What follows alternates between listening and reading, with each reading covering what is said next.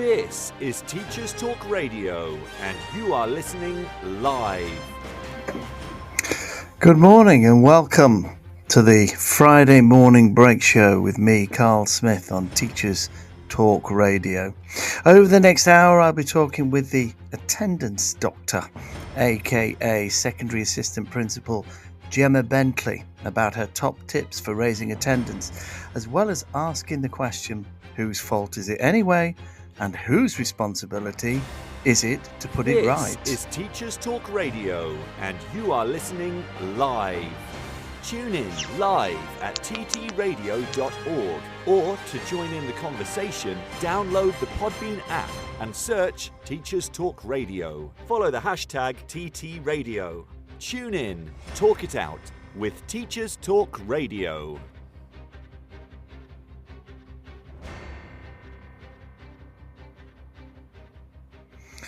Good morning and welcome to the attendance surgery.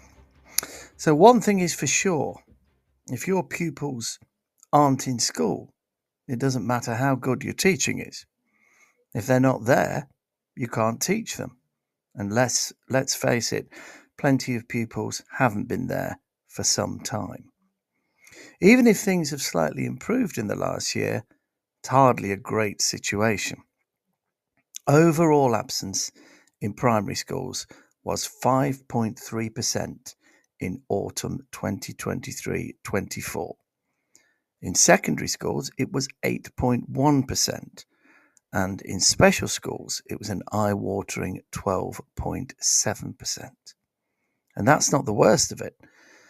19.4% of pupils were persistently absent in the autumn of 23-24. That is, they missed 10% or more sessions. That's nearly 1 in 5 missing nearly 20 days of school a year. As usual, the situation is worse for the most vulnerable children and young people. Their attendance has been slowest to recover since the pandemic. Children with an education, care and health plan have 33% higher absence levels than before the pandemic. Much of this is unauthorized. Unauthorized absence rates were almost 40% higher at primary and over 80% higher at secondary than they were pre-pandemic. Is it just that parents care less about education than they used to? In which case, why? Or is it that children have changed and are less able to cope with school? There are plenty of people blaming schools for all this. The curriculum is unfit for purpose, some say. Others focus on the lack of pastoral services, while others again say strict behaviour policies are responsible. Yet the truth is, before the pandemic, attendance was much better. And it's not as though schools have suddenly started doing things in a dramatically different way. So today I am talking to one of the thousands of school leaders whose job it is to turn things around, Secondary Assistant Principal Gemma Bentley, who, for the purposes of today, I am calling the attendance doctor, although I suspect she wouldn't actually call herself that. So, Dr. Bentley, good morning. Good morning. Hello there. Schools have caught an attendance virus. I'm probably taking the analogy a little bit too far here now. But so what's the cure? Well, Carl, I don't think there's a magic wand or a cure as such, but there's lots of things that we found very successful over the last few months to try and mitigate some of the reasons why attendance has been creeping down. What I mean, obviously we'll get onto this in more depth as we go through, Gemma. But just your opening instincts, as it were. What are the main driving factors, do you think, behind attendance falling so much? Well, there's a combination of reasons that can account for it. It seems to be a bit of a symptom of a lot more complex issues. obviously the pandemic, as you've already mentioned, had a huge impact on attendance and parental attitudes with attendance. There's been a huge risk in mental health problems, which then compounds any issues. There's been strike actions and industrial action, which again has had an impact on parental attitudes towards attendance. We've also had, this ongoing cost of living crisis where we've got lots of families living in poverty. And there was already an academic gap between pupils from disadvantaged backgrounds, and this is no difference really with attendance. With children from disadvantaged backgrounds are more likely to be persistently absent from school. And then, of course, let's not forget the term time holidays that are now seen as more acceptable by parents. And, that's due to the soaring holiday prices during school holidays. And this has all led to it.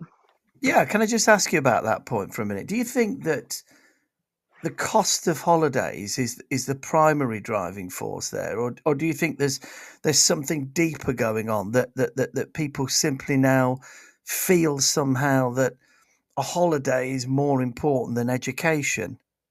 That's quite often the common attitude of parents is that they see going on holiday as an important part of their life and important part of travelling and different parts of development, not just their academic development. So parents want their children to be able to go on holiday, and if they can only do that when they can afford to do it, I guess that is their driving factor for that. It's a funny one, isn't it? Because certainly, when you think about school holidays, obviously you've got 12 weeks of a year that young people are not required to be in school. So you would think over that period of time there'd be plenty of time when people can take holidays. But is it just that the expectations of holidays and what a good holiday is have changed, in the sense that maybe back in the day, I'm not going to say because I think your day might be a little bit closer in time than my day was, but back in the day, people would go on a sort of bucket and spade holiday off to Skeggy for a week, or if you were posh, you might go to Cornwall or somewhere. But the cost of that was controllable, as it were, in a sense. But the moment people started jetting off to foreign climes and more exotic locations, and expected that to be part of the holiday, so then cost becomes a much greater feature. Is that the case, do you think, or is that not probably not necessarily? I think there is an element of that, but as someone who's looked at holidays in this country recently, the prices to have a holiday in the UK have significantly increased during school holiday time. So sometimes you can get better deals to go abroad than you can staying here in the UK. And let's not forget the atrocious weather in the UK in the summertime. Let's not at the forget minute. that. Yeah. No, so I suppose that's true. So it's a fair point that the cost isn't necessarily any. There isn't a greater advantage than you might think just by No. staying in the UK, as it were. But okay. So holidays are certainly one of it. So sorry, you were telling us about all sorts of other things. You gave us a list of things there: cost of living crisis, pandemics. Why did the pandemic, do you think, Gemma? Why did it affect attendance? What was the psychology that seemed to be involved in some people's minds? Well, unfortunately, students spent a lot of time at home during that time where they feel comfortable. In many cases, it's less busy and less chaotic at home. Parents got used to having their children at home. It wasn't seen as such a big issue. I think before the pandemic, parents were kind of like, if a kid wanted a day off school, it would be absolutely not get to school. But I think because of the pandemic and them being used to the children being at home, it's now seen as a lot more acceptable, a lot easier for parents. It's not such a big deal. So I think there is a change in attitude. I know I read a report that was written back in sort of September 23, and it was based on some research conducted through some focus groups with parents of school-age children. And it was basically to look at how we can understand the views of parents on attendance. And many of the views were not aimed at individual schools, but it was quite clear that their frustration was part of their inability to access other support, which we also find a common issue when dealing with attendance. There's there's the kind of that middle bit missing out where parents can get support externally as well. So do you think to an extent then, Gemma, that attendance is just part of a chain of dysfunctionality within different agencies and different services, so that if you don't get access to a GP or proper medical treatment, then consequently you're less likely to be fit and well to get your child into school. I'm talking about a parent here, never mind the child. If mental health services are not easily available, and your stresses are greater, then you can't get access to the support, and then that will equally make you less likely to want to get your child into school. So it's a failure of a lot of different systems simultaneously, almost like a perfect storm, do you think? Absolutely, yeah. Absolutely. If children and parents are exhausted from the stress and anxiety around attending school, they find it more and more difficult to get the children into school. And if they're not accessing the health support around that to target, how do they improve that anxiety? How do they support them? Then it's very difficult, because schools, I know through talking to many of my other colleagues in other schools, that schools are exhausting every strategy they can and making as many adjustments for these students in school. But if they're not able to, I say, fix the problem or get the support they need, it's very difficult. Yeah, I mean, the other thing is, I think that we must take a long view when we get to things like the pandemic and the situation that we've had in society over the last 4 or 5 years. I think taking a long view sometimes helps to give us some perspective and understand that what we think is unprecedented has actually happened before, albeit in a very different age with perhaps different consequences. So, I'm a history teacher. I wouldn't describe myself as something as grand as a historian, but I do know that, for example, in the late 19th century, when education was just becoming compulsory, 1880 was, I think, when it became compulsory, that attendance levels could be dramatically different depending on all sorts of factors during the time of year, and that it was quite common for families of children that were older, because they left school at 11 and 12, but at the age of 10, 11 and 12, for those children to be at home for all sorts of reasons, economic or otherwise, to look after the family or whatever, and that happened a lot. So it's not like there was every time in the past since we've had state compulsory education has attendance been terrific, but obviously that's well outside of human memory. It's a long time ago. But these things like pandemics and the perfect storm of problems we've had don't come along that often in history. And I've been in teaching for 30 odd years, and I've never seen a combination of those things happen in my lifetime. But clearly, there have been times when those things have come together.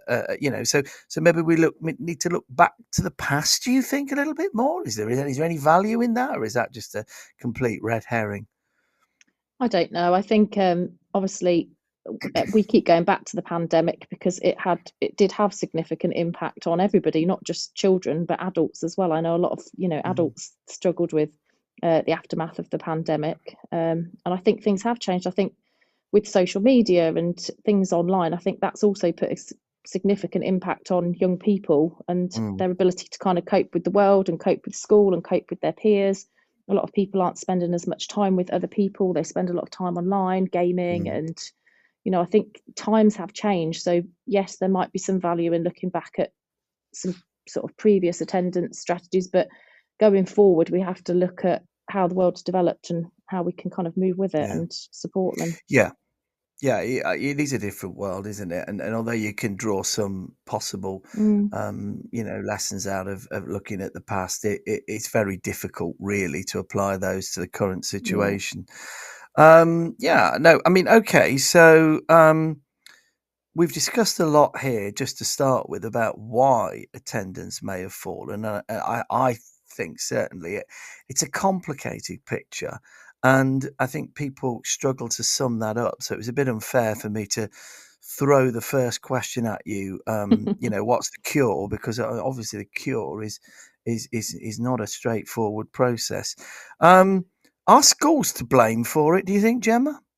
No, absolutely not. Like we said previously, there's been such a combination of reasons why this so-called attendance crisis has happened, Mm. and there's a lot more complex issues. And I think everybody's got to work together to try and resolve it. It's going to take a colossal amount of effort between everybody. The government, health services, schools, parents as well. Everybody's got to kind of work together to, to fix it as such. And so it's not, schools are only part of the solution at best, is what you're Absolutely, saying. absolutely. Schools can put as many adjustments and support in place for students, but if there's wider issues that need to be supported outside of school, then those have to be looked at as well. And we know the state of the health service at the minute. It's very difficult. Certainly Can't. do. Yeah. I mean, I think, yeah, it's important though. I want to emphasize that, because people listening to this podcast are looking for top tips. They're looking for solutions because they're under pressure. People are demanding that things improve. There might be Ofsted, inspections looming, and there might be senior managers who are saying, right, these targets have got to go back up to X, Y, and Z, or governors perhaps saying the same. And actually, what you're saying here, if I understand correctly, is yes, we have some control over these things, but we must also recognise that there are a lot of other factors that are out of our control. Yeah, absolutely. Obviously, I've done quite a lot of work myself this year at looking into how we can support parents more from that perspective as well, because we know that the waiting lists for mental health services, etc., are very long. So we have been looking as a school at alternative things that we can do to support parents and help them get that extra support they need. Yeah. So what, in your experience, are the most typical reasons for young people, without referring to a school or the context of where it is, but what are the most typical reasons that you come across for young people to be persistently absent from school? Yep. So I would say one of our top reasons is mental health and anxiety, where we've got children that are just too tired, too stressed, anxious to attend school. And of course, parents find it increasingly difficult to get children to school when they're in that state of mind.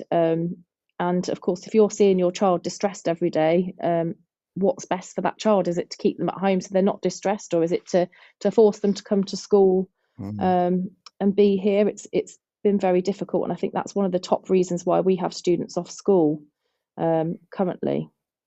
So when people talk about mental health, they mean a multitude of things, don't they? I mean, Absolutely. everything from the most serious clinical conditions, diagnosable conditions, through to perhaps just feeling a little bit under the weather. And it's very difficult to pin down, because mental health makes it a medical term, if you will. It gives it the sense of a kind of diagnosis, in a sense, but actually it could mean a number of things. Do you find that people use the term mental health in a rather liberal way?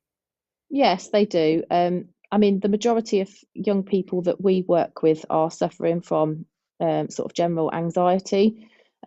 We have trained our attendance team up to spot kind of symptoms when parents are reporting absences, to kind of be able to indicate whether that could be a sign that someone's anxious. And we're trying to help parents to understand that as well. We have tools that we use that we send to parents and to children to complete, so that we can kind of pinpoint some of the things that they're finding difficult around school and that might be sort of causing them to feel like that. And that's been really helpful. Yeah, I was going to say this leading on to now approaches, and that's a good place to start, isn't it? So a parent is reporting that their child is too anxious to come into school, and possibly throwing in a few comments about other young people in the school, perhaps a reference to bullying, perhaps a reference to teachers and the behaviour of certain teachers in the school. So that's a scenario that you've probably come across quite often, I would imagine. Yes, definitely. And when that happens, what do you do? Well, we've got to unpick what what those issues are, because it's very easy to obviously say it's a specific teacher. Well, we need to find out exactly what's going on, what's happening in that lesson, or if it's a bullying issue, we need to find out what's been happening, when it's happening, to try and unpick what's going on, and then we can start to look at the strategies that we can put in place to obviously support them. It's very difficult just to have a very broad reason as to why someone might be in school, but if we can unpick those difficulties, we can then start to look at some support. So that's time consuming and difficult work, because of course, parents may not be always entirely frank about the circumstances that exist at home. Obviously some parents are very honest and are giving a very full picture of the situation that they face, the family circumstances. But equally, as is the range within humanity, there'll be plenty of people who will give you an incomplete or a partial picture. So how do you piece together the jigsaw? How do you get a more developed understanding of what's going on? Again, it's really difficult because, like you said, some people can be really, really honest. Other people, it feels like they're being dishonest, but actually, in many cases, the parents haven't actually been able to get to the bottom either of why their child's feeling that way. Right. Sometimes children are just not able to express what is causing them to feel like that. So that's really tricky as well. And quite often we'll do some work with the parents separately to the children, because quite often a parent will have a very different opinion of what the problem is to what the child might. So again, it's quite useful to unpick that sort of thing as well, just so that you can see where the differences lie. So is it the case then that, to a degree, you quite often find that neither the parent or the child can clearly articulate the reason why they feel unable to come into school? Do you find that happens quite often? Yes, definitely, and that's why we use our tools, where we do some work with the student initially to find out some of the reasons why. Then we have quite a big list of things that we go through with the students to try and unpick what they're feeling, and then we also do the same with the parents separately, because quite often, like I said, they can have a very different opinion on what the issues are. Now, you've had quite a lot of success at raising attendance in the school that you're working, and I know that school has a fairly typical comprehensive intake. So what are these tools that you're referring to? What are they things you've developed yourself, or are they things that you've used else, or other people have used? But what about those? So we as a school joined our local authority anxiety program. So it's a bit like some of the EBSA programs around the country that are running. And I was part of the steering group for that. So I worked with the local authority to trial some of these tools that they created. And they've been fantastic, because a lot of the parents have given us some really good feedback about how it's helped them to kind of find more what's going on with their child. And being part of that process has been really helpful. We're very lucky, actually, with our local authority, because we do get quite significant amounts of support from them as well. So, all of these little things have helped. I'll talk little bit more about some of the other things we've been involved in as well. Yeah, no. So I've got one of these tools. I'm a parent. My child's, not coming into school. They're too anxious to come into school. So what sort of questions is this tool asking me? So it's asking them things along the lines of, some of the issues that are in school. So things that might be to do with, movement around school, how they get to school, if there's any concerns around, on the buses, or if they're walking to school. There's things on there about what home life is like, whether they feel like they've got any kind of unmet needs. So there's lots of different topics that are broken down into sort of multiple choice almost. They have to just tick the boxes that they feel relate to them.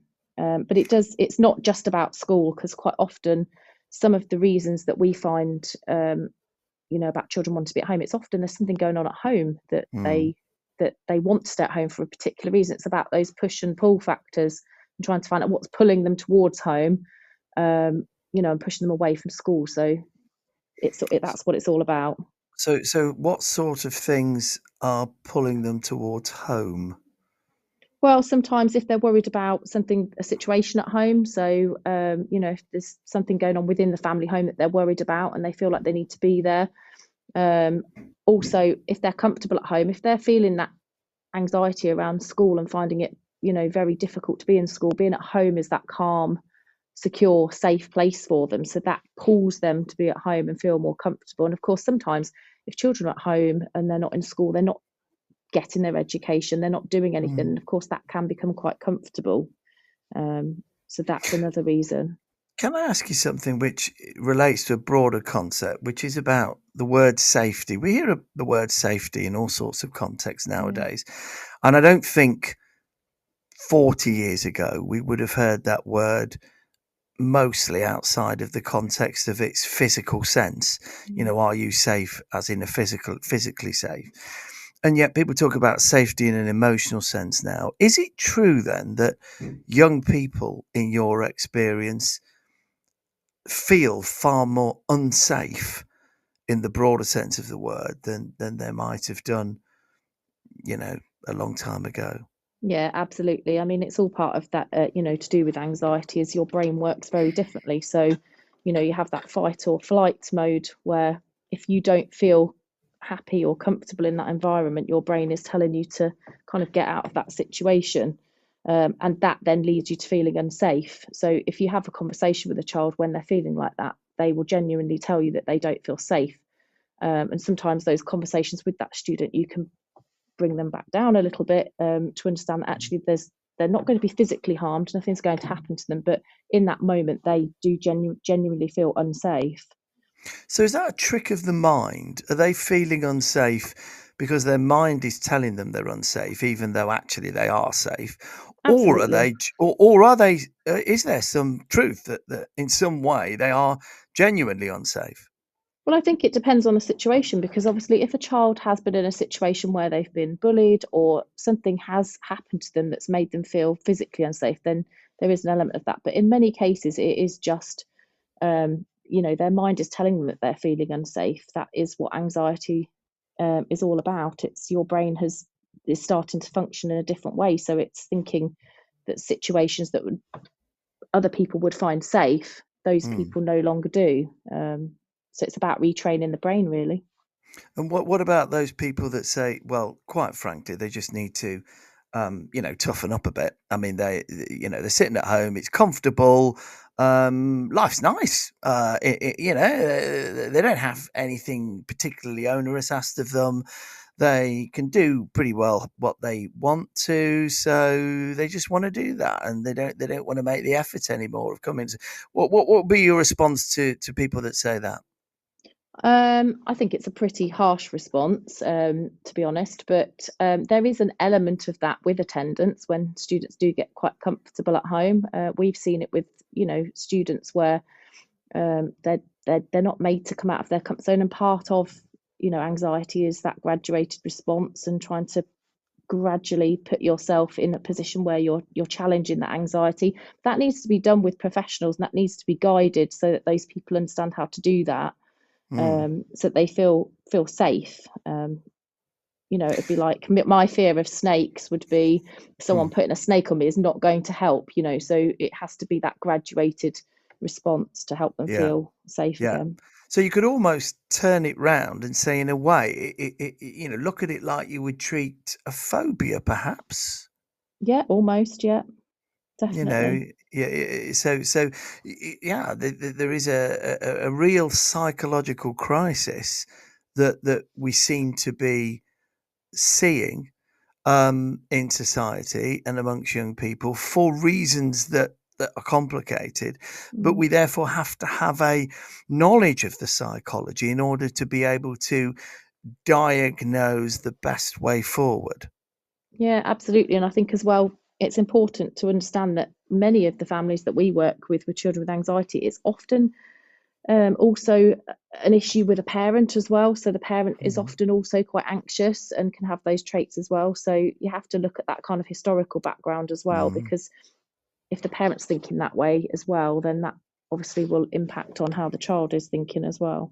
Yeah, yeah. No, that's a very good point, because I suppose the other thing you need to work out, therefore, is to what degree the anxiety is a function of the child's situation, or whether it's actually a function of the family's or parents' situation that has been somehow transmitted to or put extra pressure or burden on that child.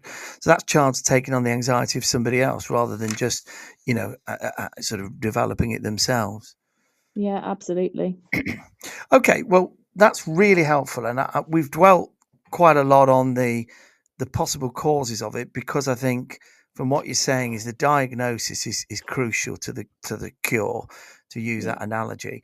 So what we're going to do is going to take a break. We're just going to have the ads and the news for a few minutes, and then we're going to come back. And I wanted to concentrate on, we've talked about the diagnosis tools that you use, but we're talking about then what you do. How do we get that attendance? We've diagnosed what the problem is. What do we do then? Okay.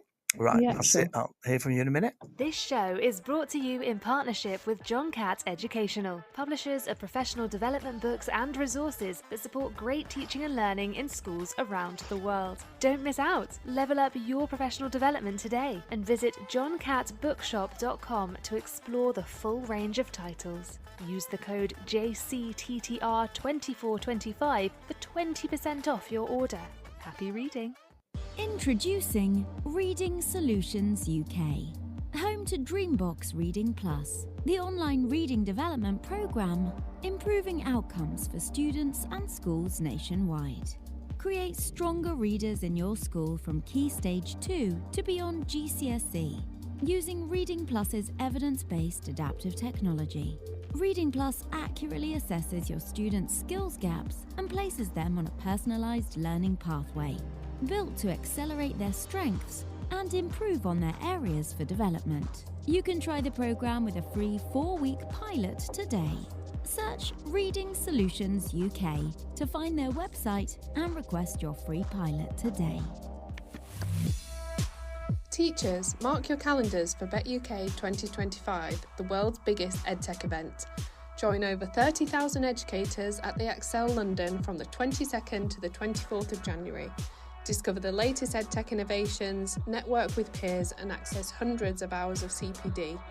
Did we mention it's 100% free for educators? Whether you're looking for inspiration or practical tools to enhance your teaching, BET has it all. Don't miss this opportunity to shape the future of education. Register today at uk.betshow.com. That's uk.betshow.com. This is Teachers Talk Radio, and this is Teachers Talk Radio News.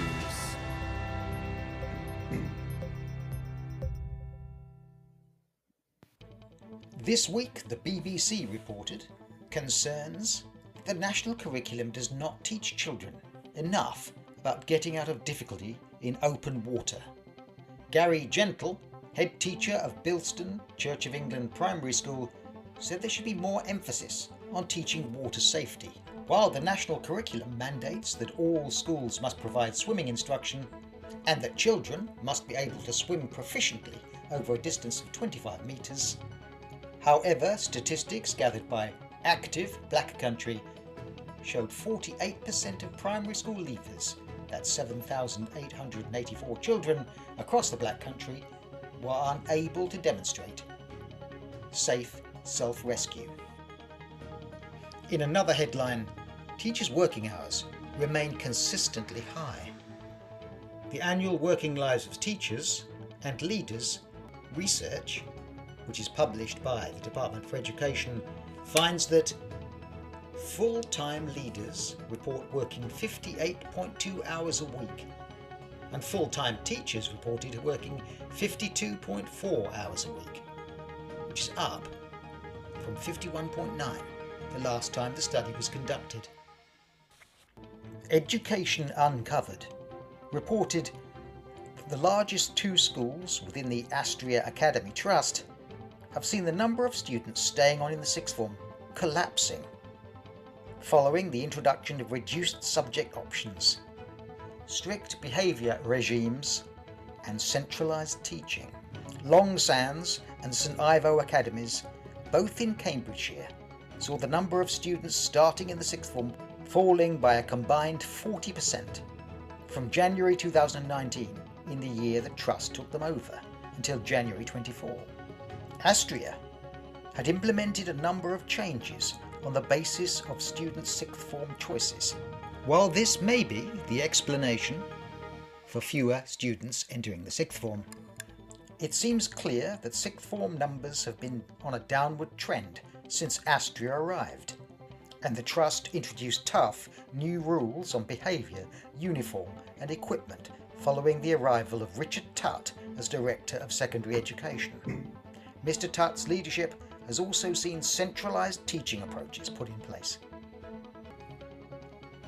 Sky News reported that most teachers have seen pupils in dirty clothes with unwashed hair and unbrushed teeth in the past year. School staff reported personally washing pupils' uniforms and buying soap, toiletries and laundry detergent for families in need. And the majority of teachers have witnessed pupils attending school in dirty clothes. 4 in 5 school staff believe there's been an increase in hygiene poverty, and a third of these said the rise has been significant, according to a poll carried out by Census Wide in September. Almost all news outlets this week covered the fact that teachers in England have voted overwhelmingly to accept the pay rise offer. The NEU Snap poll showed 95% of members voting for the 5.5% pay rise, ending months of industrial action. And as the result was announced, Education Secretary Bridget Phillipson launched the next pay round for 2025 to 2026 with a letter to the School Teachers Review Body asking for their recommendations at the earliest opportunity. In future, we may see the end of the old-style essay written on wobbly tables in exam rooms, since Cambridge International announced digital exams. 6 subjects will have digital exams from 2026. Cambridge International Education said the planned global rollout across full range of Cambridge curricula covering IGCSE, AS and A-level will begin in 2026. By 2033, Cambridge says 85% of all its high-stakes qualifications will have a digital option. Another possible insight into the future of education, not unrelated to digital exams, comes from The Atlantic magazine, which reports increasing evidence that college students arrive at higher education unable to read books. Students now seem bewildered by the thought of finishing multiple books in a semester, and one lecturer commented, "It's not that they don't want to do reading, it's not that they can't read, it's just that they don't know how to, and high schools have stopped expecting them to." This has been your Teachers Talk Radio News with John Gibbs. Thank you, and welcome back to the Friday morning break with me, Carl Smith, and my guest this morning, Gemma Bentley, aka the attendant doctor. So, Gemma, you were telling us a little bit about the diagnosis process, and that's the first important thing that you must always do. It's no use trying to fix a problem if you don't know what that problem is. But when you've got to that point, then how do you proceed? Do you have some sort of flow chart or tick list of strategies? What do you then do? Yes, well, we've kind of revamped our attendance procedures this year. We were very conscious that the DfE statutory guidance came into play at the start of this year in August, and a concern of ours was that we don't want to alienate parents. We don't want parents to be feeling sort of attacked. So we have really altered our approach this year. We want to be consistent, so we've introduced a more stepped approach, and that's been I've been part of a a government or DFE hub last year, which was really Mm. helpful because I've used a lot of ideas and I've created a lot of our attendance procedures based on some of the work that we did there. Okay. And I think one of the main things that I've took away from that is that building relationships with parents in the first instance is so important, because when it comes to attendance, parents can feel very attacked and they can feel very threatened around attendance. So that those initial conversations are really, really important, and they need to be supportive and building those relationships with families so that they feel like they're being supported rather than blamed. Okay. So that's something that we've really homed in on this year, is that my attendance team are working really hard on building those relationships with families in the first instance. And we always have a conversation first approach, being friendly, being curious, and exploring those barriers around why the students are not in school. So that's been really important for a start this year. We have noticed a big change in attitudes from our parents around that. Okay, so when letters go out, for example, the tone of the letter is crucial if you're going to, build a positive relationship. Yeah. But we Okay. also have a conversation first policy anyway. So our parents will not receive letters until somebody has had a conversation with them, because it's really nice to have those conversations and say to the parent, look, we will be sending a letter just to confirm what we've spoken about today. So the letters go out after that conversation. So there's no surprise and there's no kind of, the tone is different. Yes. So a conversation first policy to engaging with parents. Is that right? Yes, definitely. Because the tone of how you have a conversation with someone comes across very different in a letter, and a letter can seem very formal. So even if you're sending out an awareness letter in the first instance, that can come across as, very formal to parents. Yeah. Whereas if they've had the phone call previous to that, then they're going to feel a little bit less attacked. Right. Okay. Not face to face, usually a phone call. Usually a phone call, yes, in the first instance. But what about, do you sometimes, say somebody doesn't answer the phone, do you organise a home visit or something of that sort? Yes, absolutely. If we don't get any response from parents, or we don't get a response from an email after that, then we will do a home visit and a safe and well check, just to make sure that they are able to engage with us and they're able to communicate with us. That's really important. Sorry, Jim, I was just going to ask about the home visits for a minute. So how do you set those up? Who goes? Do they go? Are there several people? Knocking on somebody's door can be quite a challenging task. So how do you set that up? How does it go about that? So we have 2 people on our attendance team who often do the home visits. Sometimes a home visit can be to have a meeting with a parent if the parent isn't able to come into school. Or it can be a doorstep visit where we just go and do a sort of safe and well check so that we can see the child and make sure that they're okay, and we can then obviously do an invite to come in for a meeting or to check if they've why they've not responded to our communication. So they go into the home. So let's say that somebody's in and they say hello and come in for a moment. That's a positive, because I'm sure that doesn't happen quite often. But let's say that does happen then. Yeah. So how does that conversation go? What's the general gist of it? So it's trying to be a positive conversation, but also just to find out if there's any barriers as to why the child's not in school. Normally that only happens as such if there's been a pattern or something identified that the child's maybe not in on a regular basis, or if, like you say, if the parent hasn't made communication with us and we're concerned that we haven't heard from the parent to say why they're not in school, obviously we'd do those safe and well checks. But yes, the conversation is very much based around, right, what can we do to help? Is there anything happening in school? Is there anything we need to know about? And what can we do to make them happier to come into school? So some kind of formal record is then made of that discussion, yes. Presumably. Okay. Yeah. And then the member of staff returns. So then what happens?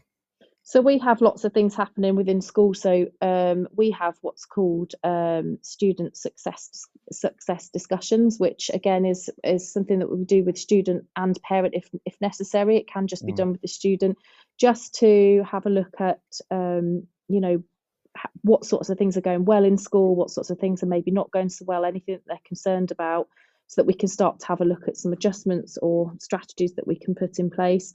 I mean, we have lots of, same as most schools really, where we have things like soft landings in the mornings where a student can come in before school and they can go and speak to somebody. I was going to say, so I'm just going to have to stop you there. Soft landing. So we're talking about we're not talking about just coming in and having a bouncy floor or something. No. What the soft landing is what? So we normally have a member of our learner support team or our pastoral team that will meet with the child when they first get to school, and they spend a little bit of time with them where they can just have a chat, highlight anything that they're worried about for the day going forward, and unpick anything that they might need to know. So things like timetable changes or room changes that are evident for that child that would possibly make them feel anxious. Mm-hmm. We can have a chat with them about. So is this like a specialist tutor group? Yes, it can be. We have a specialist group in our learner support team where we have staff in there that can then do those activities with the child, and they can look at their timetable and things like that, and just give them that, rather than just going to a normal tutor group where they just have to kind of get on with the tutor activities. They actually have a specialist start to the day, so they can highlight any areas of need before they start and be nice and calm. It's a very calm environment in there. Mm-hmm. Yeah. So the entry to the building and the start of the day is critical to the likelihood of them coming in and staying in school and coming in again, presumably. Yeah, absolutely. Because I mean, a lot of these children who do suffer with anxiety are usually struggling with busyness, noise and things like that. Some have unmet needs, some have SEN needs. So those sorts of things in the morning just give them that kind of solid, calm environment to settle into in the morning before they then go off to lessons. Mm-hmm. I'm with you, yeah. And what about the young person who says, well, I'll come into school, but I'm not going to go into lessons? Well, that's very challenging, and we've had that quite often last year in particular, and that's always very challenging because again it's about finding out what it is about those lessons that is causing the problem. And one thing that we have we've signed up for this year is something, again, our local authority has been fantastic because they're providing us with a service through our educational psychologist who is going to do some work with our team in learner support around some basic sort of emotional coaching and CBT training. So just basic strategies that they can work with in a therapeutic way with students to help them overcome some of their anxieties about going to lessons. So your staff are being trained in those very specific therapies? Yes, it's something I suggested probably 6 months ago, and it's now happening. So we're now having some work done within school. I mean, one of the major issues that we've highlighted so many times, and I know everybody else will be feeling the same, is that there's a gap between getting that mental health support from the mental health services, because there's such a long waiting list, and schools want to support students, but if they haven't got the training and the education ourselves around that, we can't provide that support. So that's something that we want to do, and that's something we're doing at the minute, is to get that training in place for staff so they can work with those students to help them in the background, because it's not always just about school, it's about retraining that brain. I was going to say, is there a danger there, do you think, that we're training people to do things in a very quick and easy way, things that actually take years and years of study and experience to be able to do properly? Is there a danger that we're playing at the role of being a psychologist or a support worker in some way? I think there's always that danger. I feel, we know that schools are having to take on more and more, of the things that we know other people should be doing. But of course, we want to support the children, we want to improve attendance. And actually the emotional coaching is something that, we can use with students, but we can also use with staff as well, because we can use that emotional coaching with parents. Because again, when you're talking to highly emotional parents, that can be very, very useful for staff to use with them as well. So it's quite good on both fronts with students and parents. So it So I actually think gives them it's a script, as it were, almost to follow. it gives them the tools, yes, to be able to kind of deal with when a student or a parent is in that emotional state. It's how they can help them change their mindset Yeah, and how they because I can think cope. Yeah, because I mean, I don't mean this in a disrespectful way to anybody, but obviously the people who are on the front line of these sorts of meetings aren't always the same people who are the most qualified in the building. So we're asking people who may have joined education with, in a support staff role, who have a relatively limited level, in some cases, of training to then to train up in areas that can be quite complicated, and do you think that's a reasonable thing to expect that they will be able to do? Yeah, I think we've got some fantastic support staff in school who are Mm, continuously wanting to be trained in things and to improve what they can do with children. And actually, the support staff are the ones that generally spend a lot of time with the students that are hmm. struggling, and they're the ones that they trust. They have those Yeah, relationships with, and they work well with those students. It can't be teachers in classrooms no, no, delivering no. this sort of work. Yeah, So it is a because guess balancing what? They've got act. lessons to plan and books to mark and all those other things that have to go in delivering lessons. So they're not in that position. But there No, are people who most certainly are, and maybe better suited to that relationship, yeah, perhaps. absolutely, yeah. Yeah. Well, what we're going to do now is we're going to go to the ads just for a minute or so, and then we're going to return. And I want to ask you now for your summary of the key things to do, including some of those interesting terms that you used to describe the processes that you follow. So a summary of those key things, as well as perhaps just a little bit of a reference to what the government has been doing and whether that's of any help in raising attendance. Okay. Okay. So This here we show is brought to you in partnership with John Catt Educational, publishers of professional development books and resources that support great teaching and learning in schools around the world. Don't miss out. Level up your professional development today and visit johncattbookshop.com to explore the full range of titles. Use the code JCTTR2425 for 20% off your order. Happy reading! Introducing Reading Solutions UK, home to Dreambox Reading Plus, the online reading development program, improving outcomes for students and schools nationwide. Create stronger readers in your school from Key Stage 2 to beyond GCSE, using Reading Plus's evidence-based adaptive technology. Reading Plus accurately assesses your students' skills gaps and places them on a personalised learning pathway, built to accelerate their strengths and improve on their areas for development. You can try the program with a free 4-week pilot today. Search Reading Solutions UK to find their website and request your free pilot today. Teachers, mark your calendars for BetUK 2025, the world's biggest EdTech event. Join over 30,000 educators at the Excel London from the 22nd to the 24th of January. Discover the latest EdTech innovations, network with peers and access hundreds of hours of CPD. Did we mention it's 100% free for educators? Whether you're looking for inspiration or practical tools to enhance your teaching, BET has it all. Don't miss this opportunity to shape the future of education. Register today at uk.betshow.com. That's uk.betshow.com.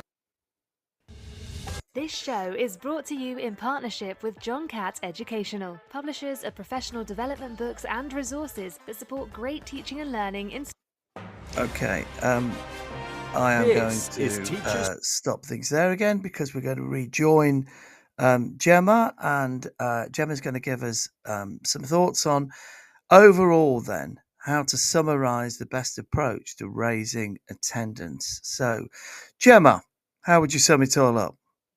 Oh, it's a tricky one. So I think start with building relationships with parents and children. That's a really, really important thing to do.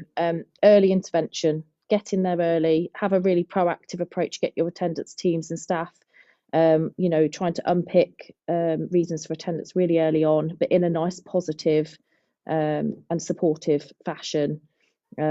Make those reasonable adjustments wherever you can, be flexible around those. Think about those soft landings in the mornings, or those starts in the mornings of the day. How can you make that time in the morning more pleasant for people that are really struggling? Mm-hmm. One thing that I forgot to mention, Carl, was that the CAMHS services currently are doing a mental health programme, which if you refer into CAMHS, you can often join into sort of CAMHS groups work. I went to a forum last week where I met with lots of medical professionals and mental health professionals. And something that I found really useful is that they are working on something called the decider skills. So if you're referred into CAMHS for mental health reasons as a child or adolescent, they're often putting you on a 12-week course, or a course that's called the Decider Skills. And you can go online, you can look on the website decider.org.uk, and you will find an app and some information about those Decider Skills, which you can download and have a look at. So it's not something you have to wait for to be referred into that service. It's something that's really good. There's lots of information on there. There's lots of little videos and techniques that young people and parents can use and that they can practice around helping people with mental health and anxiety. So I just thought that'd be really useful for people to know. Yeah. No, that sounds really, really interesting. Now, at no point in this discussion have we used the F word, fines. So I have to ask you, is there a role to play for fines? I mean, they've increased them this year. So are fines something that you resort to at times? Yeah, I think there's definitely a need for that at times. We tend to offer the most supportive approach we possibly can in the first instance, but there are unfortunately families and parents, children that do not engage with the support that's on offer in schools.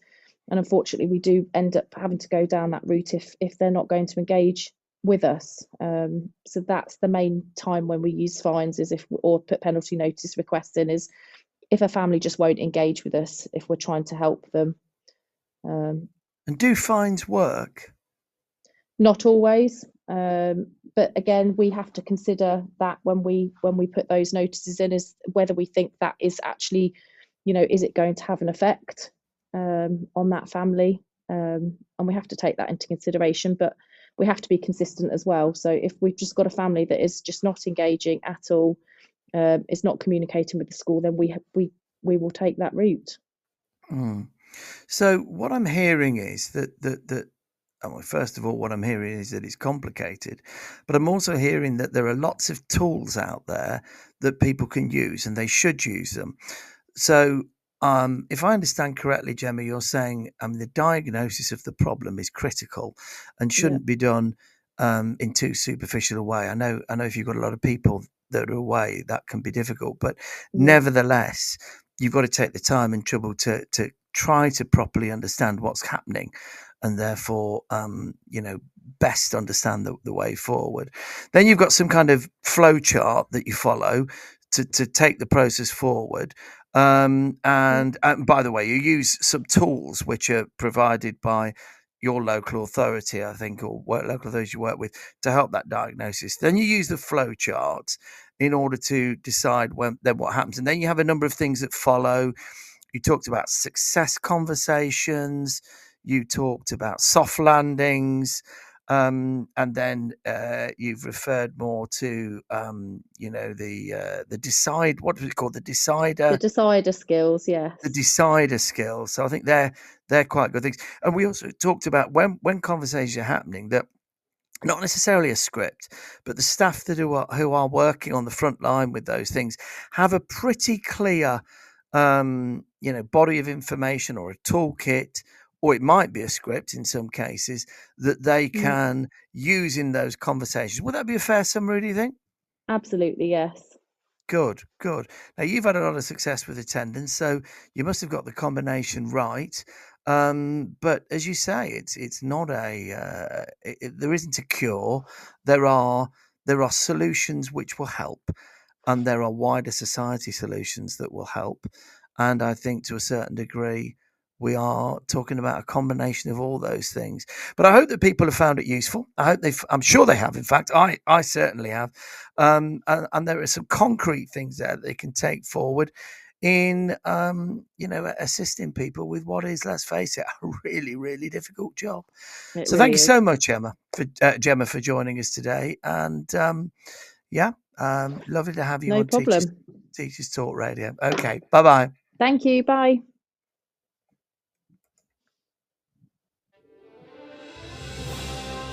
You've been listening to Teachers Talk Radio. Tune in live and listen back at ttradio.org. We look forward to hearing from you next time on Teachers Talk Radio.